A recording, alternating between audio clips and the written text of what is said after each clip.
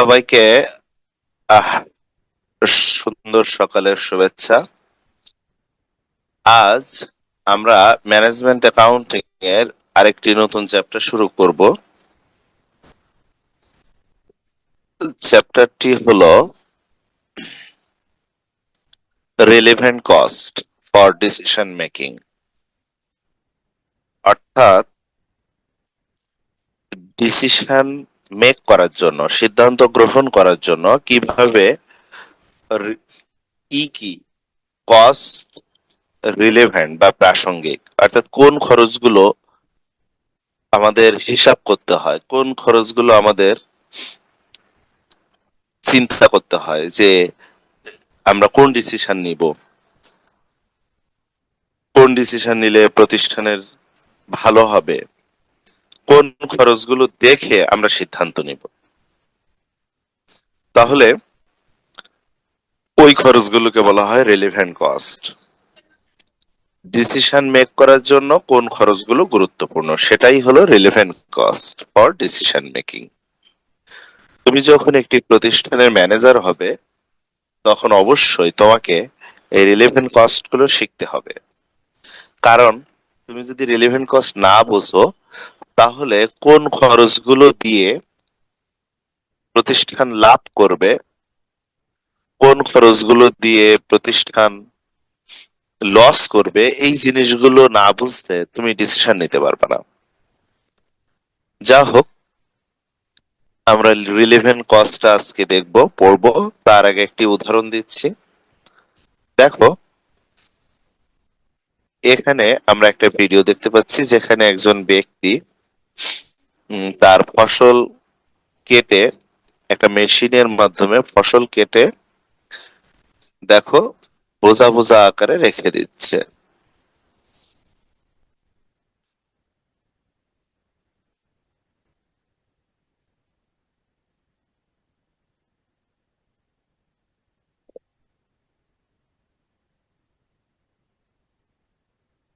তো যাই হোক, আমরা এখান থেকে দেখো,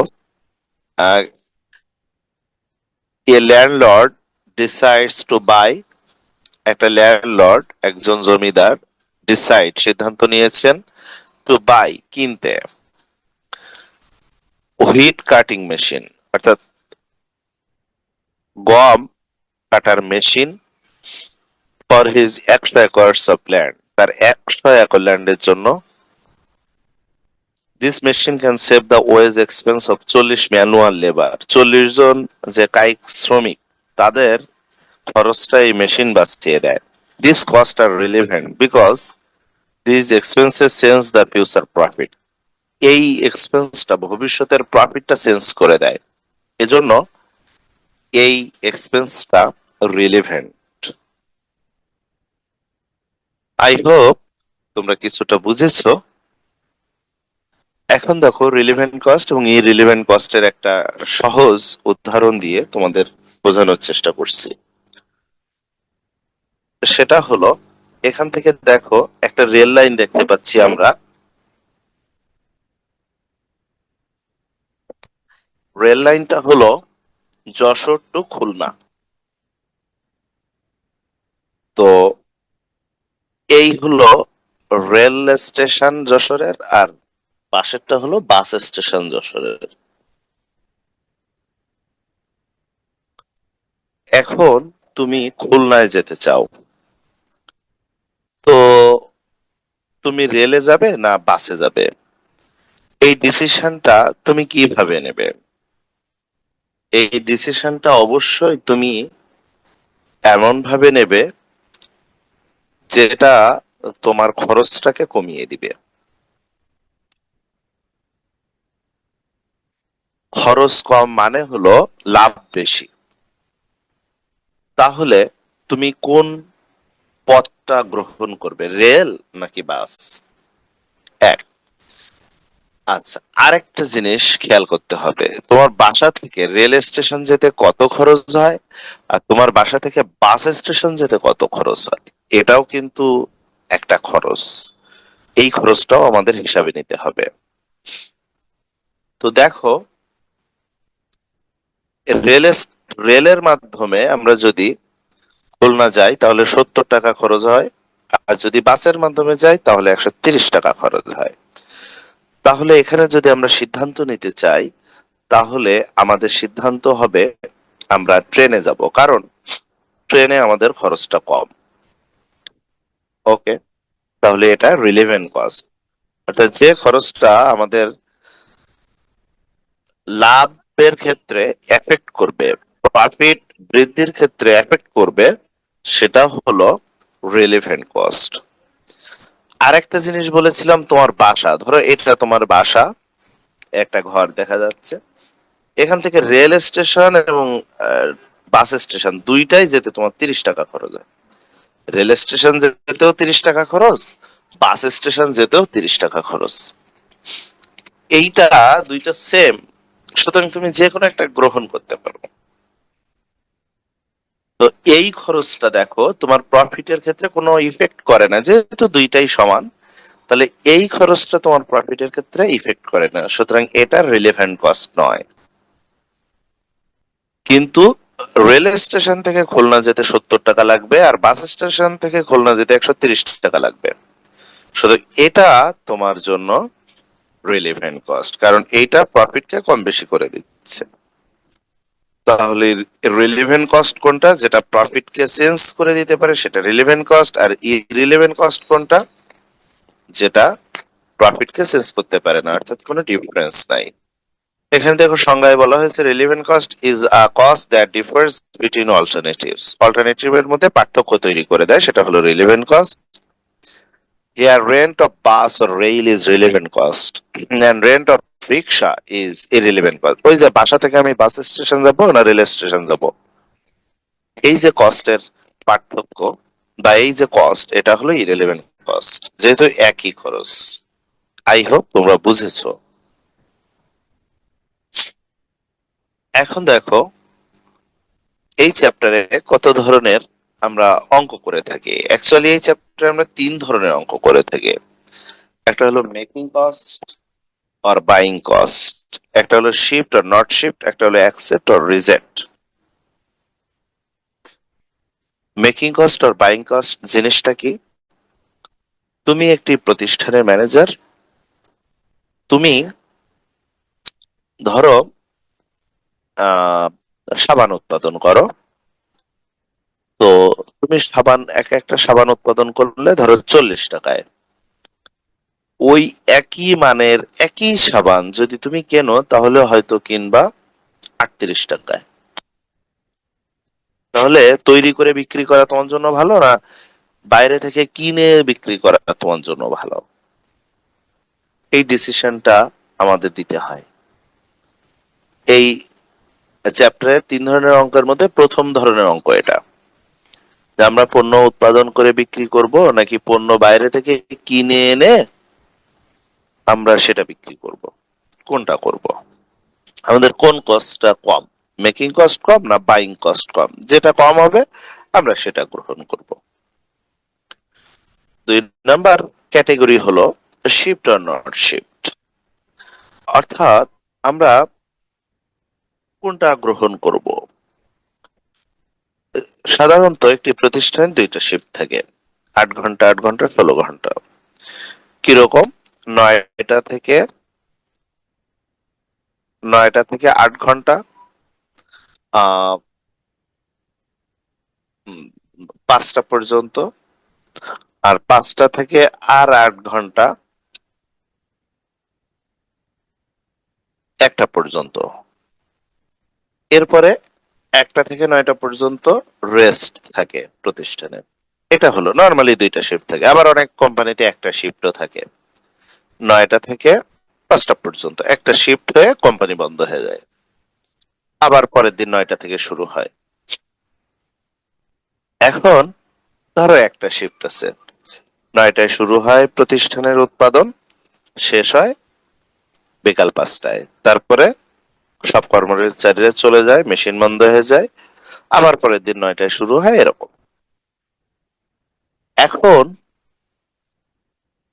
তোমার প্রতিষ্ঠান হিসাব করে দেখলো যে এক শিফটে যে লাভ হয় যদি আরেকটা শিফট চালু করা হয়, আরো পণ্য উৎপাদন করে বিক্রি করা হয়, তাহলে লাভ বেশি হচ্ছে। যদি এরকমটা হয়, অর্থাৎ শিফট বাড়ানোর ফলে যদি লাভ বেশি হয়, তাহলে আমরা শিফট বাড়াবো। আর যদি শিফট বাড়ানোর পরেও লাভ না কম হয় বা লাভ আগের মতো না হয়, একটা শিফটে যে লাভ হচ্ছে দুইটা শিফটে তার চেয়ে কম লাভ হচ্ছে, তাহলে আমরা শিফট বাড়াবো না, সেটাকে বলা হচ্ছে নট শিফট। তাহলে আমরা শিফট বাড়াবো কি বাড়াবো না, এটাও আমাদের একটা ক্যাটেগরি এই চ্যাপ্টারের অঙ্ক। আরেকটা ক্যাটেগরি হলো অ্যাকসেপ্ট অর রিজেক্ট। অর্থাৎ আমরা একটি প্রতিষ্ঠানের, আমি একটি প্রতিষ্ঠানের ম্যানেজার, একটা আরেকটা প্রতিষ্ঠানে আমি একটা পণ্য উৎপাদন করব। তারা আমাকে অফার করেছে যে আপনি আমার কাছ থেকে পণ্য উৎপাদন করলে এত টাকায় এত পণ্য উৎপাদন করে দিব। আমি সেই প্রস্তাবটা গ্রহণ করব নাকি রিজেক্ট করব, অ্যাকসেপ্ট করব নাকি রিজেক্ট করব, এইটা হলো আরেক ক্যাটেগরির অঙ্ক। আই হোপ তোমরা তিনটা ক্যাটেগরি বুঝেছো। আমি এখন প্রথম ক্যাটাগরির অঙ্কতে চলে যাই। প্রথম ক্যাটাগরি কি বলছে? কোন পণ্যের উৎপাদন খরচের সাথে ক্রয় খরচের তুলনা করে সিদ্ধান্ত দিতে হবে। শিফট অর নট শিফট কি? কোন প্রতিষ্ঠানের চলমান শিফটের সাথে বৃদ্ধিপ্রাপ্ত শিফটের প্রফিট তুলনা করে সিদ্ধান্ত দিতে হবে। অ্যাকসেপ্ট অর রিজেক্ট কি? অন্য প্রতিষ্ঠানের কাছ থেকে ক্রয় করা লাভজনক কিনা তা তুলনা করে সিদ্ধান্ত দিতে হবে। আজকে আমরা একটি ক্যাটাগরির অঙ্ক করব, making cost or buying cost. দেখো এখানে একটা অঙ্ক দেওয়া আছে ক্লাস প্র্যাকটিস 1-এ। হলো Sonia computer company produces personal computer. Sonia computer company সে উৎপাদন করে ব্যক্তিগত কম্পিউটার। ইট অলসো মেক্স, এটা আরো উৎপাদন করে ডিফারেন্ট কম্পোনেন্টস অফ কম্পিউটার, বিভিন্ন কম্পোনেন্ট বা উপাদান, কম্পিউটারের বিভিন্ন উপাদান সে উৎপাদন করে। দেয়ারফর তাছাড়া Sonia computer makes 30,000 units of a circuit pin. অর্থাৎ এছাড়া সোনিয়া কম্পিউটার আরো 30,000 ইউনিট সার্কিট পিন উৎপাদন করে। এখন আমরা এ থেকে বুঝলাম সোনিয়া কম্পিউটার কোম্পানি একটা কোম্পানির নাম, এ বিভিন্ন কম্পিউটারের বিভিন্ন ধরনের কম্পোনেন্ট উৎপাদন করে এবং বিশেষ করে circuit pin 30,000 piece circuit pin উৎপাদন করে। তো দেখো ওই 30,000 সার্কিট পিন উৎপাদন করতে তার খরচ হয় ডিরেক্ট মেটেরিয়াল পার ইউনিটে খরচ হয় 40 টাকা, মানে এক এক ইউনিট উৎপাদন করতে লাগে 40 টাকা। ডিরেক্ট লেবার 22 টাকা, ভ্যারিয়েবল ওভারহেড 18 টাকা, ফিক্সড ওভারহেড 20 টাকা, টোটাল কস্ট পার ইউনিট 100 টাকা। মানে একটা সার্কিট পিন উৎপাদন করতে তার লাগে 100 টাকা। এই এখন এর যদি একটু ব্যাখ্যা দিই, ডিরেক্ট ম্যাটেরিয়াল কি? অ্যাকচুয়ালি আমরা সার্কিট পিন উৎপাদন করতে গেলে আমাদের যদি কোনো অ্যালুমিনিয়াম লাগে, কোনো সিলভার লাগে, কোনো লোহা লাগে, অর্থাৎ যে জিনিসগুলো দিয়ে সার্কিট পিন তৈরি করতে হয়, এটা হলো ডিরেক্ট ম্যাটেরিয়াল। আর ডিরেক্ট লেবার হলো যে লেবার বা যে শ্রম দিয়ে সরাসরি এই সার্কিট পিন উৎপাদন করা হয়। অর্থাৎ সার্কিট পিন তো একা একা উৎপাদিত হয় না। অ্যালুমিনিয়াম রেখে দিলেই কি সার্কিট পিন হবে? না, একজন কর্মচারী লাগবে যে ওই অ্যালুমিনিয়ামটা সোজা করবে, ওখানে কিছু পিন বসাবে, ওখানে লোহা বসাবে, ওখানে বিভিন্ন সার্কিট বসাবে। এই এই যে লেবারের খরচ, এটাকে বলে ডিরেক্ট লেবার। আর ভ্যারিয়েবল ওভারহেড হলো, ওভারহেড জিনিসটা কি? ওভারহেড মানে উপরি খরচ। সেটা হলো ধরো সার্কিট, লোহা, অ্যালুমিনিয়াম, পিন, সার্কিট, এই জিনিসগুলো একটা কর্মচারীর কাছে দিয়ে দিলাম আর সে উৎপাদন করে দিল না। তার উৎপাদন করতে গেলে একটা ঘর লাগবে, সেখানে আলো বাতাসের ব্যবস্থা থাকতে হবে, সেখানে তার বসার ব্যবস্থা থাকতে হবে, সেখানে কিছু মেশিনারি থাকতে হবে, তার সাপোর্টিং কিছু টুলস থাকতে হবে। এই জিনিসগুলোকে বলা হয় ওভারহেড বা উপরি খরচ। অর্থাৎ একটা ঘরের খরচ, মানে ফ্যাক্টরির খরচ, সেখানে লাইটের খরচ, বিদ্যুতের খরচ, ফ্যানের খরচ, এসির খরচ, সেখানে তার যে অ্যাসেসরিজ, মেশিনারিজ, এই জিনিসগুলো থাকবে, এগুলোর খরচ, এগুলোকে বলা হয় ওভারহেড। এই ওভারহেড দুই ধরনের, একটা ভেরিয়েবল, একটা ফিক্সড। তো ভ্যারিয়েবল লাগছে এক একটা পিনে 18 টাকা, আর ফিক্সড ওভারহেড লাগছে 20 টাকা। এখন টোটাল একটা সার্কিট পিন উৎপাদন করতে লাগছে 100 টাকা। এরপর বলছে দেখো, an outside supplier, Sanjida electronics. Outside মানে বাহিরের সাপ্লায়ার। সাপ্লায়ার মানে যে আমাদের সার্কিট পিন উৎপাদন করে দিতে পারে, এরকম কিছু সাপ্লায়ার আছে। তার মধ্যে একটা হলো সানজিদা ইলেকট্রনিক্স। সে অফার করেছে, offers to supply 30,000 units of circuit pin. সে আমাদের 30,000 ইউনিট সার্কিট পিন সাপ্লাই করবে, এরকম একটা অফার করেছে ফর টাকা 86 পার ইউনিট, প্রতি ইউনিট 86 টাকা। তাহলে সোনিয়া কোম্পানি ম্যানেজার আমি, আমরা কি করি, বিভিন্ন কোম্পানির উৎপাদন করি। এক একটা আমরা 30,000 সার্কিট পিন উৎপাদন করি। এক একটা সার্কিট পিন উৎপাদন করতে আমাদের লাগে 100 টাকা, যার মধ্যে ডিরেক্ট ম্যাটেরিয়াল 40 টাকা, ডিরেক্ট লেবার 22 টাকা, ভ্যারিয়েবল ওভারহেড 18 টাকা, ফিক্সড ওভারহেড 20 টাকা।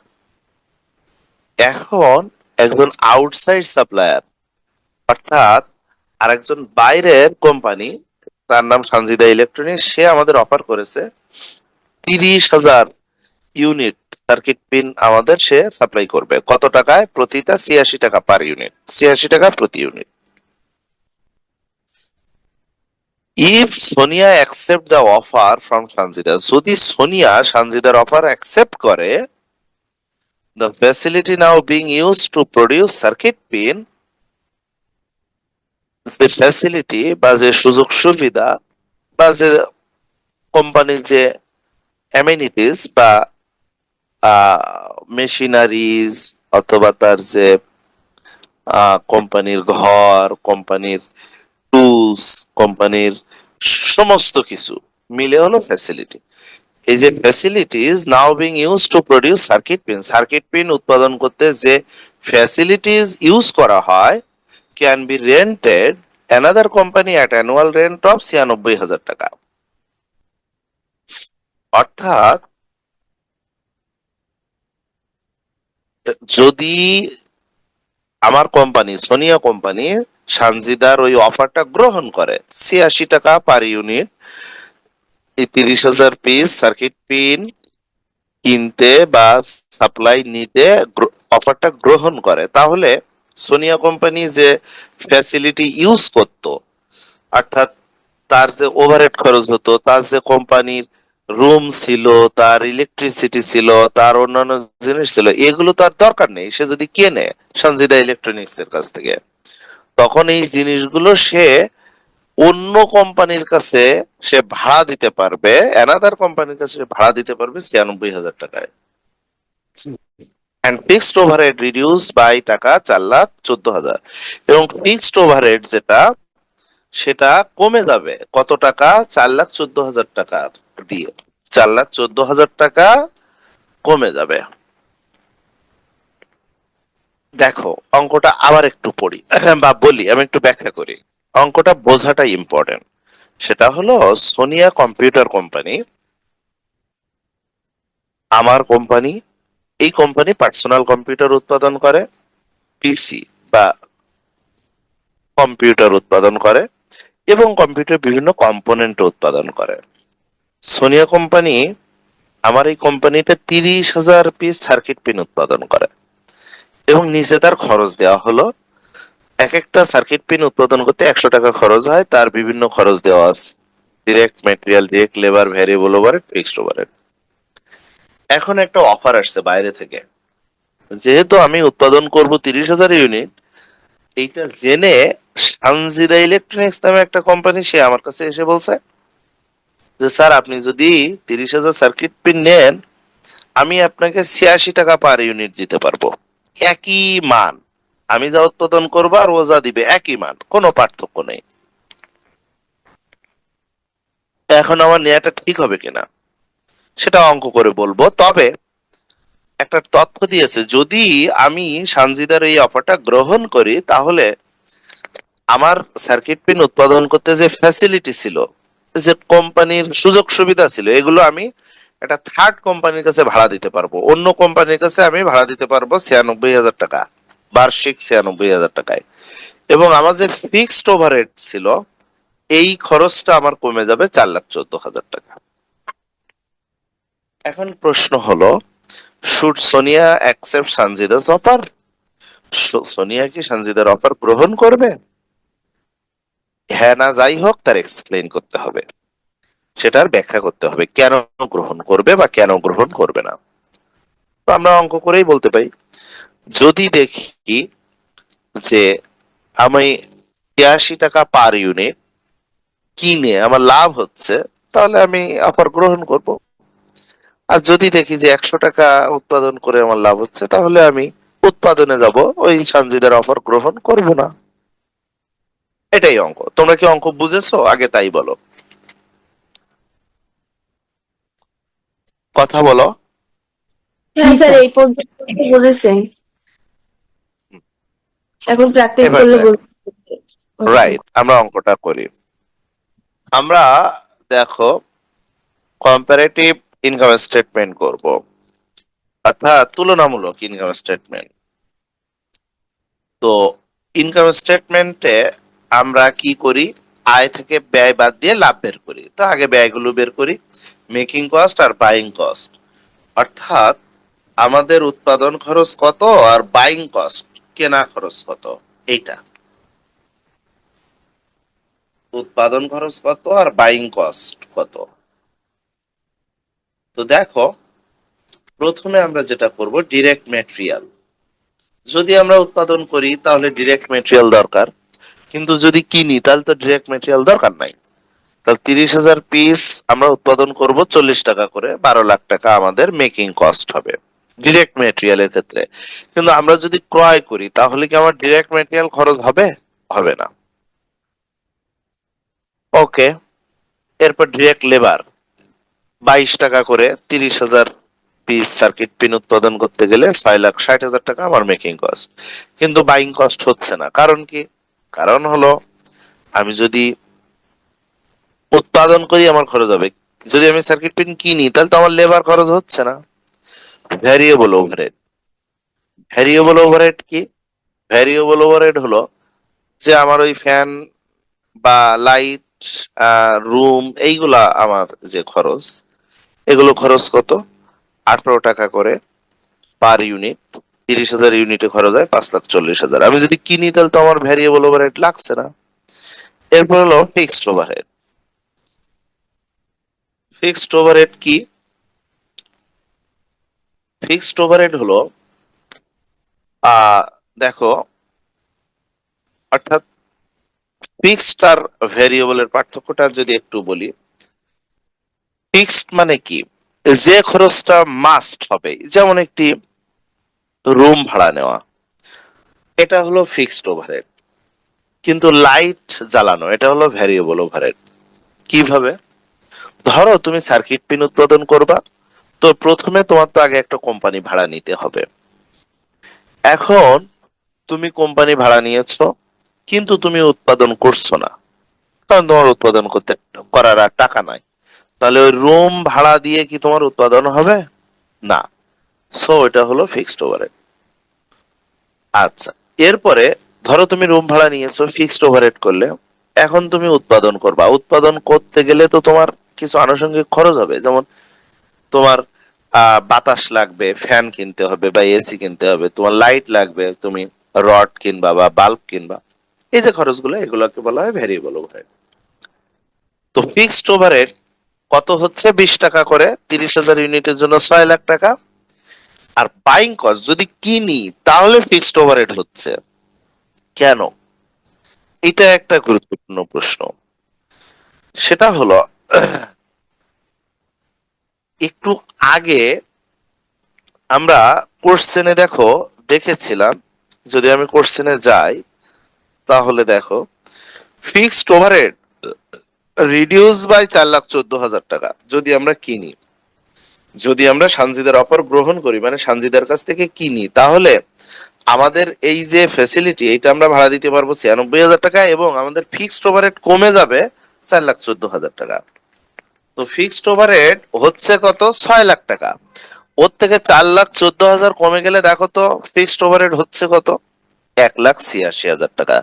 তাহলে বাই করলেও আমার কিছু ফিক্সড ওভারহেড হচ্ছে, কারণ ফিক্সড ওভারহেড মাস্ট হবেই।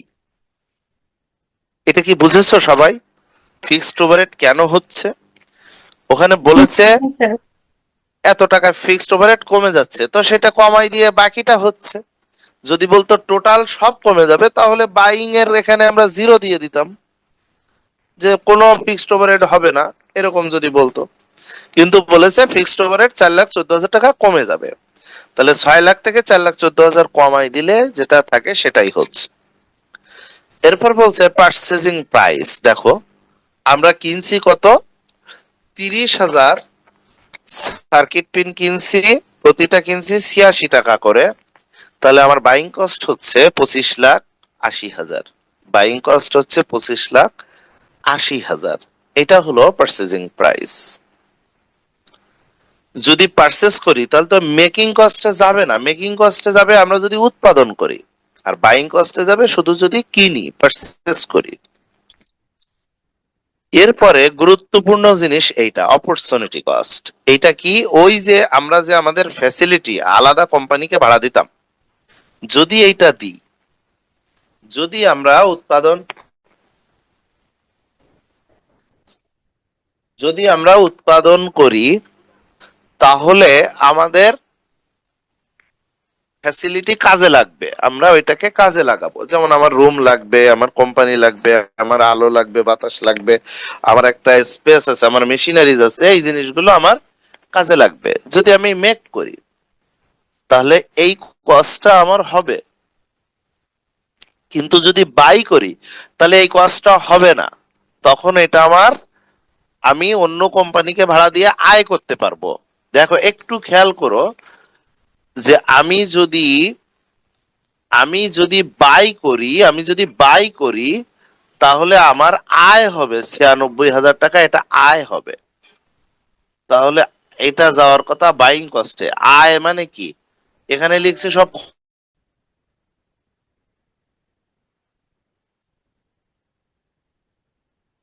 দেখো লাস্ট যে খরচ ছিল সেটা হলো অপরচুনিটি কস্ট। এটা কি, এটা হলো ওই যে আমরা যদি উৎপাদন না করি, সানজিদার অফারটা গ্রহণ করি, মানে সানজিদা উৎপাদন করে দিবে 86 টাকা প্রত্যেকটা পিন, আমরা যদি সানজিদার অফারটা গ্রহণ করি তাহলে আমরা আমাদের যে ফ্যাসিলিটি ছিল, আমাদের যে সুযোগ সুবিধা ছিল উৎপাদন করার, সেই সুযোগ সুবিধা অন্য কোম্পানিকে ভাড়া দিলে আমাদের 86 টাকা আয় হবে, 96,000 টাকা। তার মানে এটা কোথায় হবে, এটা হলো যদি আমরা বাই করি এই ঘরে, যদি আমরা বাই করি তাহলে আমাদের 96,000 টাকা আয় হবে, আয় অন্য কোম্পানিকে ভাড়া দিয়ে।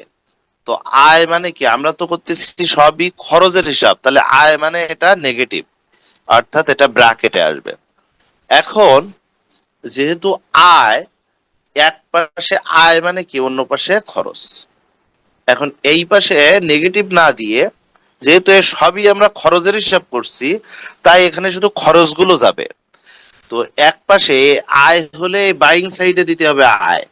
আয় মানে কি, অবশ্যই এখানে খরচ হিসাব, খরচের ঘরে দিচ্ছি বলে আয় মানে এটা ব্র্যাকেটে দিতে হবে। তো আমরা এটা ব্র্যাকেটে না দিয়ে আমরা করি কি, অন্য পাশে খরচ হিসেবে দেখাই এটা।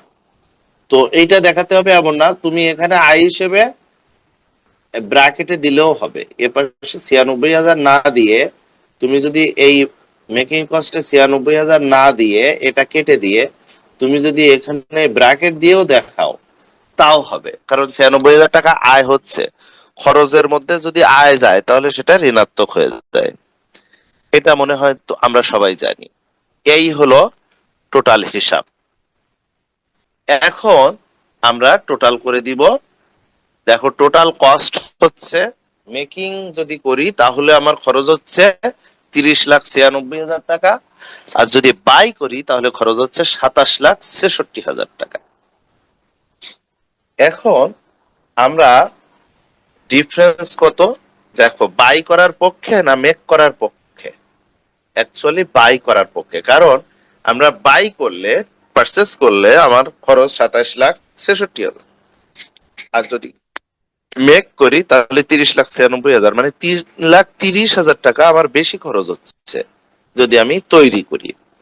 তাহলে আমরা লিখে দিলাম difference in favour of buying, কত টাকা? 3,30,000 টাকা। এবার আমরা ডিসিশন দিব। ডিসিশন কি? As the buying cost is lower than making cost, so Sonia should accept Sanjita's offer to buy circuit pin. তাহলে সোনিয়ার উচিত হবে, সোনিয়ার উচিত অ্যাকসেপ্ট, গ্রহণ করা সঞ্জিতাস অফার, সঞ্জিতার অফারটা গ্রহণ করা উচিত, টু বাই সার্কিট পিন কিনতে। আমার মনে হয় অঙ্কটা তোমরা বুঝেছো। কারো কোনো প্রবলেম থাকলে বলতে পারো। কেউ বোঝনি এমন কোনো জায়গা আছে?